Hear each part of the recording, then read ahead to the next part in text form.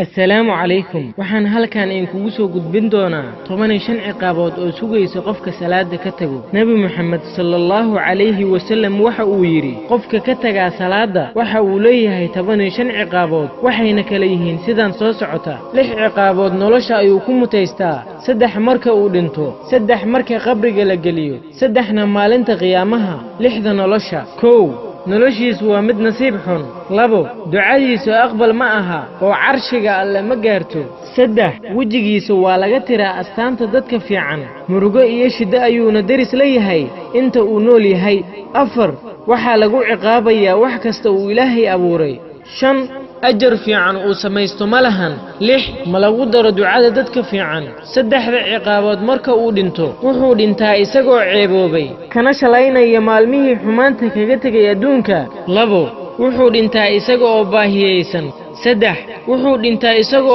أون هايو هدي بيها بدها أودن عبو أونك كبئي مايو سدح عقابات غبرقا كو الله وحو اسكو عريريا فيريسا إلا أي مدبمت ككرمرتو لابو waxaa lagu shidayaa korkiisa dab aan wax lagu mathaalo lahayn 3 waxa uu Allah u soo dirayaa masas qaniina oo la yiraahdo geesi kaas oo qaniina subaxii ilaa duhurka ka tagida salaada subax awgeed duhur ilaa casr ka tagida salaada duhur awgeed sidaas oo kale ay salaad walba u socon doontaa markii uu hal mar qaniino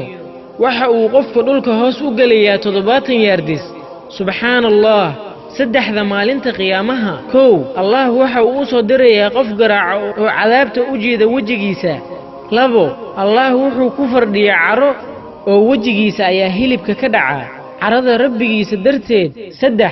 Allah wuxuu ku xukumaa xukun adag oo waxa lagu tuuraa cadaabta kuwa aan salaada subax tukan nuurka wajigooda waa laga qaadaa duhur ajarka fiican ee lacagtooda waa laga qaadaa casr xoog jirkooda waa laga qaadaa